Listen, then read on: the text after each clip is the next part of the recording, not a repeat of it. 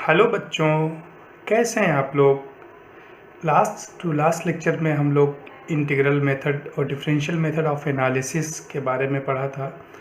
Basically kinetic data जो होता है उसके एनालिसिस के वेरियस मेथड्स थे। उसमें इंटीग्रल मेथड ऑफ एनालिसिस था, डिफरेंशियल मेथड ऑफ एनालिसिस था, ओस्टवाल्ड आइसोलेशन मेथड था, initial rate method of analysis है और एक half life method of analysis है।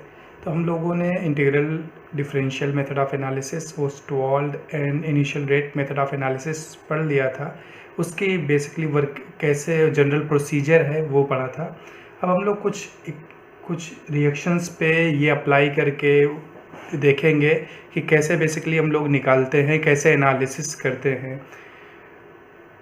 तो सबसे पहले हम लोग स्टार्ट करेंगे irreversible unimolecular type first order reaction. Irreversible मतलब वो रिएक्शन इरिवर्सिबल है और मॉलिक्यूल्स कितने हैं, सिर्फ सिंगल मॉलिक्यूल। मॉलिक्यूलरिटी हम लोगों ने पढ़ी है कि अगर नंबर ऑफ मॉलिक्यूल्स रिएक्शन में जितने नंबर ऑफ मॉलिक्यूल्स पार्टिसिपेट कर रहे होते हैं उतनी मॉलिक्यूलरिटी होती है। मॉलिक्यूल्स या एटम, तो मॉलिक्यूलरिटी कितनी है, 1 है, सिंगल यूनिमॉलिक्यूलर टाइप। और कैसी है, first order reaction, first order. और इसके साथ एक कंडीशन ये है कि ये बैच रिएक्शन है या कांस्टेंट वॉल्यूम रिएक्शन है, रिएक्शन सिस्टम है या कांस्टेंट डेंसिटी रिएक्शन सिस्टम है। तो बेसिकली फर्स्ट ऑर्डर, मान लीजिए ये कोई रिएक्शन है, एक रिएक्शन है, एक रिएक्शन से प्रोडक्ट फॉर्म हो रहा है, पी बोल दीजिए, पी या प्रोडक्ट फॉर्म कह दीजिए। तो हम लोग इसको डिसअपीयरेंस लिखना चाहें, minus disappearance of A, disappearance of A, rate of disappearance of A, तो माइनस RA लिखते हैं, इज इक्वल टू क्या लिखते हैं, del DCA divide by DT is equal to K। अब क्योंकि हम लोगों ने बोल दिया कि कौन सी ऑर्डर है, फर्स्ट ऑर्डर रिएक्शन है, तो क्या लिखेंगे, CA टू द पावर 1, लेकिन 1 शो नहीं करते हैं, 1 लिखते नहीं, तो फर्स्ट ऑर्डर रिएक्शन है, जस्ट लिख देते हैं, कन्फ्यूजन ना हो। फर्स्ट ऑर्डर रिएक्शन है क्योंकि यहाँ पे हमने अज्यूम किया है कि फर्स्ट ऑर्डर रिएक्शन है। तो पहला स्टेप हमारा इंटीग्रल मेथड ऑफ एनालिसिस का क्या होता था, जैसे ये जनरली कोई रिएक्शन होती थी तो सबसे पहले अज्यूम करते थे हम लोग कि उसका ऑर्डर ऑफ रिएक्शन या एक रेट एक्सप्रेशन लिखते थे। तो वही रेट एक्सप्रेशन हमने लिखा, इसका क्या है, ऑर्डर ऑफ रिएक्शन 1 है।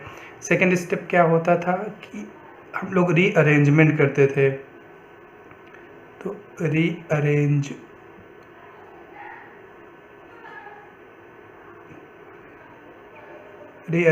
करेंगे, इसको दूसरे टर्म में कहते हैं सेपरेशन ऑफ वेरिएबल भी कहते हैं।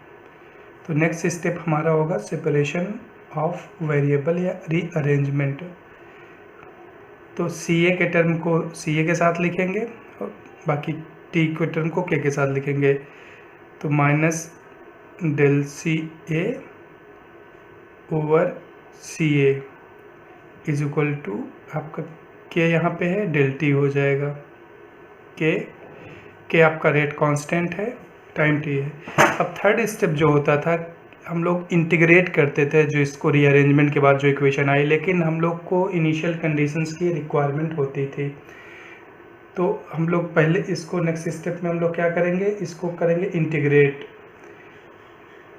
तो इंटीग्रल निकालेंगे इस अबव इक्वेशन का, integral of above equation with limits क्या रहेंगे, लिमिट्स की कंडीशन कैसी रहेंगी, जब रिएक्शन स्टार्ट होगी, इसका मतलब क्या है, T इज इक्वल टू उस वक्त क्या होगा, 0 होगा। T इज इक्वल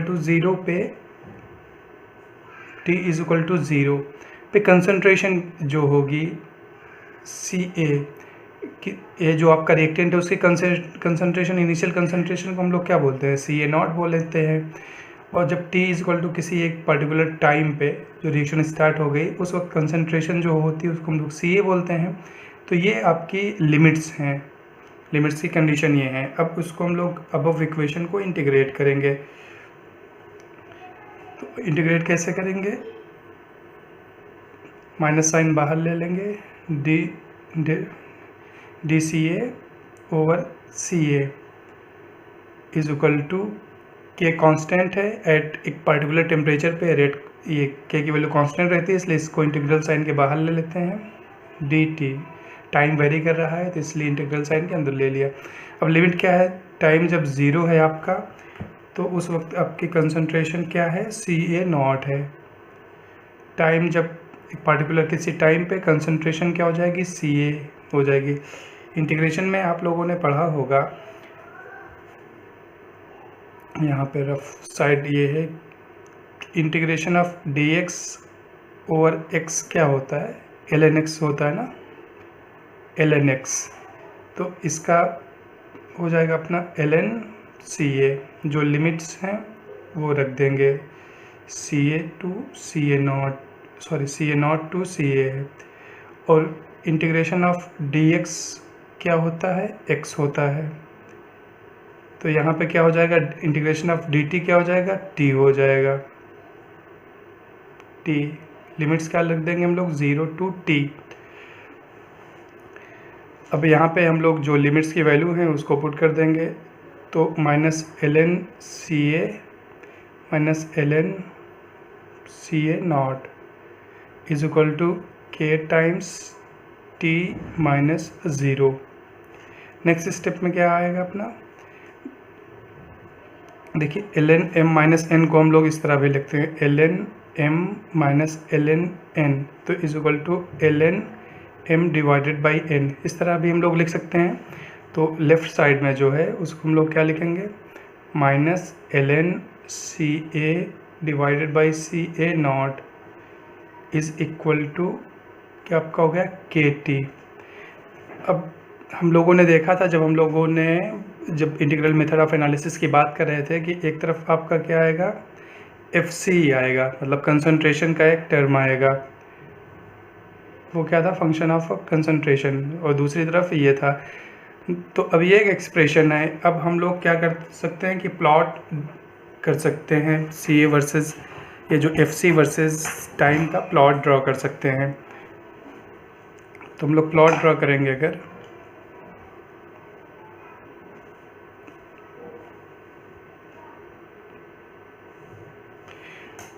तो प्लॉट किसका ड्रॉ करेंगे, -ln CA ओवर CA0, और इधर क्या होगा आपका, टाइम होगा। तो ये अब एक बार हम लोग, क्योंकि हमारे पास डेटा अवेलेबल है, टाइम वर्सेस CA का है, टाइम मान लीजिए time t equal to 5 second पे, तो t यहाँ पे 5 सेकेंड होगा, इसके करस्पॉन्डिंग इसमें वैल्यू रखेंगे CA की। CA0 की वैल्यू हम लोग को इनिशियली मालूम है कि हमने कितनी कंसंट्रेशन इनिशियल ली है, तो CA की वैल्यू रखेंगे तो पूरा कैलकुलेट करेंगे, ln CA बाई CA0, जो भी वैल्यू आएगी उसको प्लॉट उस जैसे इसके करस्पॉन्डिंग ये वैल्यू आई। फिर दूसरा पॉइंट आपने लिया, जो डेटा ऑलरेडी हम लोगों ने कलेक्ट कर रखा है एक्सपेरिमेंट करके, तो दूसरे पॉइंट के करस्पॉन्डिंग ये वाला फंक्शन हमने निकाला, यहाँ पे ये आया। फिर तीसरा पॉइंट तीसरे टाइम के करस्पॉन्डिंग ये निकाला, चौथे टाइम के करस्पॉन्डिंग ये निकाला, पाँचवें टाइम के करस्पॉन्डिंग ऐसे निकाला, छठे टाइम के करस्पॉन्डिंग ऐसे निकाला। तो अब जो डेटा आए इसको हम लोग एक प्लॉट, मतलब डेटा को ज्वाइन करते हुए ओरिजिन से एक लाइन ड्रॉ कर देंगे। तो हो सकता है कि सारे डेटा पॉइंट्स जो हैं अपने इस लाइन पे फॉल ना करें।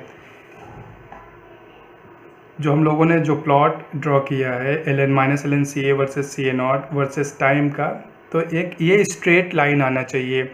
अगर स्ट्रेट लाइन आ रही है तो अपनी काइनेटिक्स जो हम लोगों ने अज्यूम की है, ऑर्डर ऑफ रिएक्शन, वो सही है। अगर जो हमारा अजम्पशन, अगर ये स्ट्रेट लाइन नहीं आएगा एक्चुअल डेटा पॉइंट से, जब इस तरह ग्राफ हम लोग प्लॉट करेंगे किसी के एग्जांपल, बाद में एक एग्जांपल के थ्रू, तो अगर ये स्ट्रेट लाइन आता है ये कर्व, तो इसका मतलब हुआ कि हमने जो ऑर्डर अज्यूम की थी वो सही है। अगर अदरवाइज़ जो ऑर्डर हमने अज्यूम की थी वो गलत है, तो हम लोग क्या करते हैं, टाइम रखते हैं और ये इसकी वैल्यू टाइम पे इसके फंक्शन की वैल्यू कैलकुलेट करते हैं। तो अब यहाँ से देखिए, अगर स्लोप निकालेंगे इस कर्व का, तो स्लोप से क्या हम लोग को निकल जाएगा, रेट कांस्टेंट। तो इसका स्लोप क्या देगा आपको, स्लोप बराबर k होगा, जो स्लोप से हम लोग रेट कांस्टेंट निकाल लेंगे सोल्यूशन का। तो अगर रेट कांस्टेंट कई पॉइंट्स पे निकालेंगे और रेट कांस्टेंट ठीक एक तो तरीका ये होगा, स्ट्रेट लाइन आ गई, स्ट्रेट लाइन आ गई, इसका मतलब कि ये जो हम लोगों ने अज्यूम किया है वो एकदम ठीक है, तो वहाँ से भी स्लोप निकाल सकते हैं। अब देखिए इसमें एक कभी कभी आपको यहाँ पे minus ln C A by C A not किसी भी एक्सप्रेशन में लिखा रहता है, और कहीं कहीं किसी प्लॉट में आप देखेंगे तो आपको ln C A not divide by C A ये दिया रहेगा, तो आपको कंफ्यूज नहीं होना है। कंफ्यूज क्यों नहीं होना है और कैसे ये दोनों चीज़ें सेम हैं, तो देखिए जैसे हम लोग लिखते हैं ln C A by C A not अपना माइनस में है is equal to K T. अब इस वाले जो अंदर है इसके बारे में हम लोग डिस्कस करते हैं। यहाँ पे सी ए है और ये सी ए नॉट क्या है, आपकी इनिशियल कंसंट्रेशन है। जैसे आपने रिएक्शन स्टार्ट कराई उस वक्त जो कंसंट्रेशन थी वो सी ए नॉट थी। अब रिएक्टेंट है तो उसकी कंसंट्रेशन क्या है, धीरे धीरे कम होती रहती है। रिएक्शन होएगी तो रिएक्शन कम होती रहती है, तो सी ए जो है हमेशा सी ए नॉट से कम आएगा, तो इसका जो रेशियो होगा इस केस में सी A by C A not जो है ना always be less than 1। Always कितना होगा, लेस देन 1 होगा। 0.8 हो सकता है, 0.9, 0.6 कुछ भी, तो 0. लेस देन 1 है, तो इसका मतलब ln के अंदर वैल्यू जो आई वो लेस देन 1 आई। और हम किसी भी ऐसे नंबर जो पॉजिटिव हो और 1 से कम हो उसका ln निकालेंगे तो नेगेटिव में आएगा, तो ये पूरी चीज़ किस में आ जाएगी, नेगेटिव में आएगी। और माइनस साइन बाहर लगा हुआ है तो नेगेटिव से नेगेटिव साइन मल्टीप्लाई होंगे तो पॉजिटिव वो नंबर हो जाएगी। अब राइट साइड देखिए, टाइम पॉजिटिव है और रेट कांस्टेंट नेगेटिव नहीं होता, रेट कांस्टेंट हमेशा पॉजिटिव वैल्यू होगी, तो राइट साइड भी पॉजिटिव है। तो इसलिए अगर के ऊपर सी A by C A not है तो हम लोग माइनस लगा देंगे, क्योंकि हम जानते हैं कि सी A by C A not की वैल्यू हमेशा 1 से कम आएगी, और 1 से कम आएगी तो ये वैल्यू ln जब हम निकालेंगे उस नंबर का तो नेगेटिव हो जाएगा। तो नेगेटिव हो जाएगा तो इसलिए उसको पॉजिटिव करना है तो साइन बाहर में माइनस रहेगा। लेकिन अगर कोई ln आपका ln C A by C A not रखता है तो हम लोग ln C A not over C A is equal to, फिर आपकी एक्सप्रेशन क्या होगी, के टी होगी, is equal to K T. यहाँ पर ऐसा क्यों हो रहा है, ऐसा इसलिए हो रहा है कि देखिए सी ए नॉट क्या है, सी ए नॉट हमेशा सी ए से ज़्यादा होगा, तो इसकी वैल्यू जो रेशियो आएगा सी ए नॉट बाई सी ए का वो हमेशा क्या होगा, 1 से ज़्यादा होगा, ग्रेटर देन 1 होगा। और ln भी किसी भी नंबर का, पॉजिटिव नंबर का जो 1 से बड़ी है उसका निकालेंगे तो हमेशा पॉजिटिव नंबर आएगा। तो लेफ्ट हैंड साइड भी पॉजिटिव है और राइट हैंड साइड भी पॉजिटिव है, तो इसका मतलब ये एक्सप्रेशन हमारी सही है। तो कहीं भी जो कर्व आपको दिया जाएगा तो minus ln C A by C A not का के वर्सेस दिया जाएगा या ln C A not by C A के बीच दिया जाएगा, तो इसमें कंफ्यूज नहीं होना है कि कब माइनस लगाएंगे और कब माइनस नहीं रहेगा। जब माइनस रहेगा इसका मतलब ln की वैल्यू जो है, ln के अंदर की वैल्यू 1 से कम होनी चाहिए। 1 से कम कब होगी, जब आपका न्यूमरेटर जो है, न्यूमरेटर जैसे सी ए डिनोमिनेटर से छोटा होगा तभी कम होगी। तो एक ये हो गया। अब यही एक्सप्रेशन को जो हम लोगों ने यहाँ से निकाला है, क्योंकि हमारा पर्पस क्या होता है, हमारा पर्पस कंसंट्रेशन निकालना होगा, तो हम लोग क्या करते हैं, ln C A by C A not is equal to, minus sign उधर ले गए तो माइनस के टी हो गया।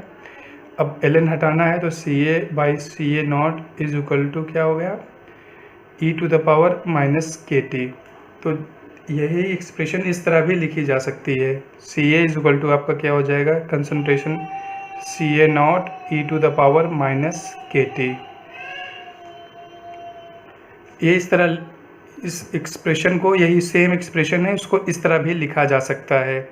तो ये ये फॉर्म जो होगा क्वेश्चंस वगैरह जब कभी क्वेश्चंस होंगे तो उसमें यूज़ होता है, न्यूमेरिकल सॉल्व करने में यूज़ होता है। इसमें बस एक ही ये क्वेश्चन है कि देखिए जो ऑर्डर ऑफ रिएक्शन हमने अज्यूम की है वो 1 की है, लेकिन फॉर्म क्या होना चाहिए, फॉर्म यूनिमॉलिक्यूलर होना चाहिए, एक ही मॉलिक्यूल्स होने चाहिए, एक से ज़्यादा मॉलिक्यूल्स नहीं होने चाहिए। नहीं, जैसे मान लीजिए एक से ज़्यादा मॉलिक्यूल हैं और माइनस आर ए हम लोग लिख रहे हैं, इस तरह भी फर्स्ट ऑर्डर रिएक्शन हो सकती है, के सी ए की power 0.7 C B to the power 0.3। इस वक्त हमारा ऑर्डर ऑफ रिएक्शन क्या है, overall order of reaction 0.7। Order of reaction क्या होता है, sum of exponents of concentration term, जो कंसंट्रेशन टर्म हैं, ये सांद्रता के जो टर्म हैं उनके जो पावर्स हैं रेट एक्सप्रेशन में, उनको ऐड कर देते हैं तो हमें ऑर्डर ऑफ रिएक्शन निकल जाती है। तो ऑर्डर ऑफ रिएक्शन 1 आ गई, लेकिन अगर इस फॉर्म की रेट लॉ अपना है तो उसमें ये इंटीग्रल मेथड नहीं हम यूज़ करेंगे। इसलिए सबसे पहले ही यहाँ पे मेंशन कर दिया गया है कि किस टाइप की है, यूनिमॉलिक्यूलर रिएक्शन, ये इम्पॉर्टेंट है। तो यूनिमॉलिक्यूलर रिएक्शन होगी तो उसका जो काइनेटिक्स डेवलप करेंगे हम लोग, जो रेट तो इस फॉर्म की आएगी। अब हम जानते हैं कि जैसे रिएक्शन हो रही है तो रिएक्शन जब होती है तो हम लोग या तो कंसंट्रेशन मेज़र करते हैं या दूसरा क्या टर्म मेज़र करते हैं, हम लोग कन्वर्जन मेज़र करते हैं। तो यही एक्सप्रेशन हम लोग किसके कन्वर्जन के टर्म में भी लिख सकते हैं। तो कन्वर्जन टर्म में हम लोग लिखना चाहते हैं ये जो ऊपर वाली रिएक्शन है, तो उसको किस तरह हम लोग लिख सकते हैं। हमने रेट एक्सप्रेशन क्या लिखा है, -RA is equal to, reaction क्या हो रही थी आपकी, A2 प्रोडक्ट हो रही थी, फर्स्ट ऑर्डर रिएक्शन थी, ऑर्डर इज इक्वल टू 1 था और कांस्टेंट वॉल्यूम सिस्टम था, कांस्टेंट वॉल्यूम रिएक्टिंग सिस्टम था, ये बैच रिएक्टर भी कह सकते हैं, यहाँ बैच रिएक्टर था। हमेशा ज़रूरी नहीं कि कांस्टेंट वॉल्यूम हो, लेकिन यहाँ पे जो हम लोग जो केसेस डिस्कस कर रहे हैं वहाँ पे कांस्टेंट वॉल्यूम रिएक्शन सिस्टम है। -RA इज इक्वल टू हमने क्या लिखा था, -dCA/dt is equal to KCA, first order reaction थी तो इस तरह हम लोग रेट लॉ लिख सकते हैं इसका। अब क्या है कि हम लोग कंसंट्रेशन टर्म जो है ना उसको कन्वर्जन टर्म में लिखना चाहते हैं, XA के टर्म में लिखना चाहते हैं। तो कन्वर्जन हम लोगों ने पढ़ा था क्या होता है, जस्ट एक बार फिर से यहाँ लिख लेते हैं जिससे रिवीजन हो जाए। कन्वर्जन अगर XA की बात करें तो moles of A converted, moles of A converted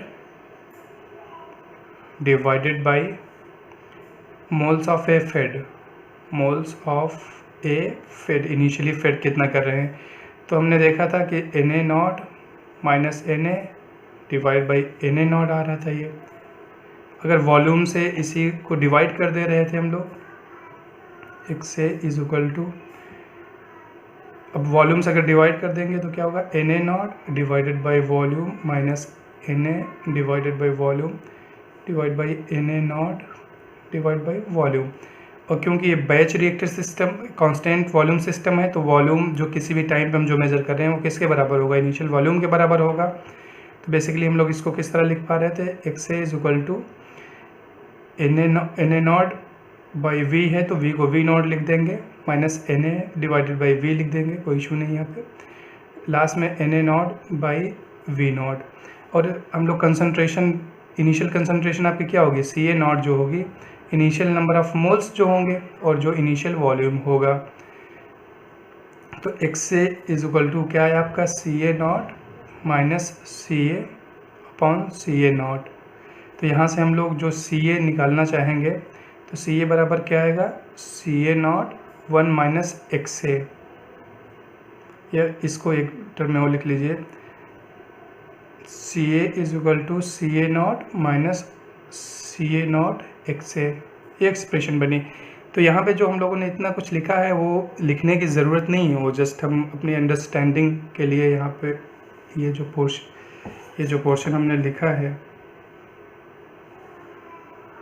ये जस्ट हमारी अंडरस्टैंडिंग के लिए था। जब आप लोग अगर किसी तरह एग्ज़ाम में आता है कि आप डेवलप करिए kinetics for the first order reaction, unimolecular irreversible reaction integral method को यूज़ करते हुए, तो ये इतना लिखना नहीं है, सीधे लिखेंगे C is equal to Ca0 1 minus XA।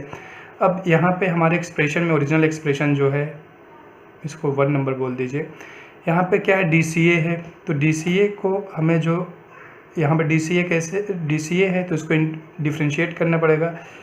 तो DCA बराबर क्या हो जाएगा, DCA0। तो कांस्टेंट टर्म का डिफ्रेंशिएशन क्या होता है, 0 होता है, 0 माइनस ये Ca0 है तो ये कांस्टेंट है तो ये बाहर आ जाएगा, dXA।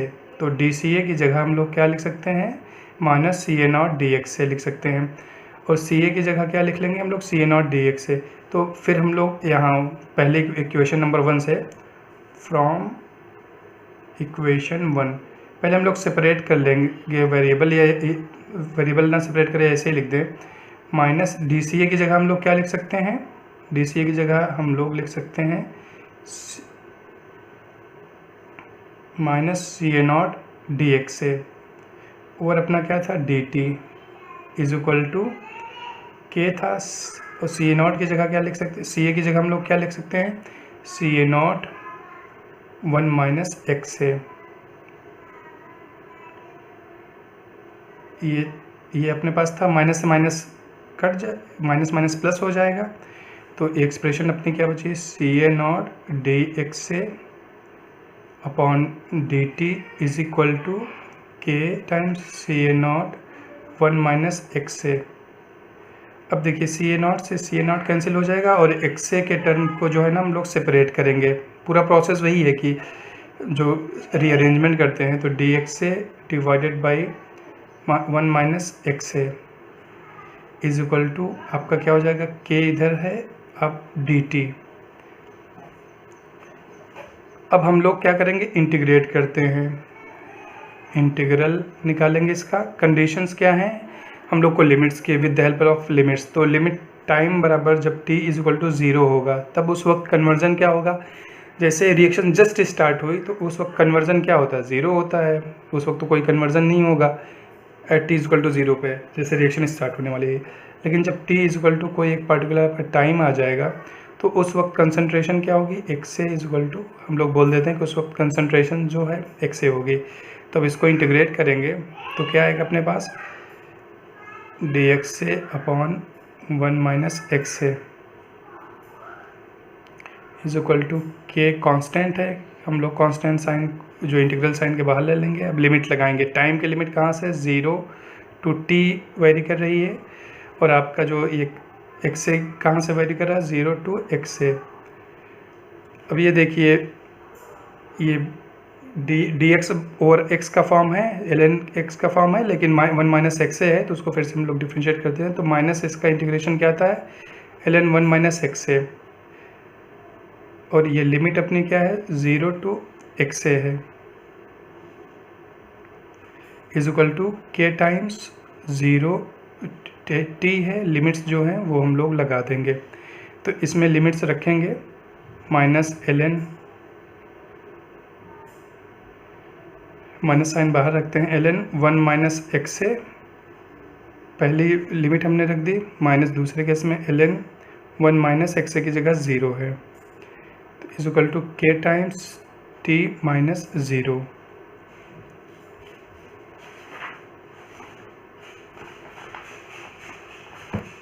नया पेज ले लेते हैं हम लोग। तो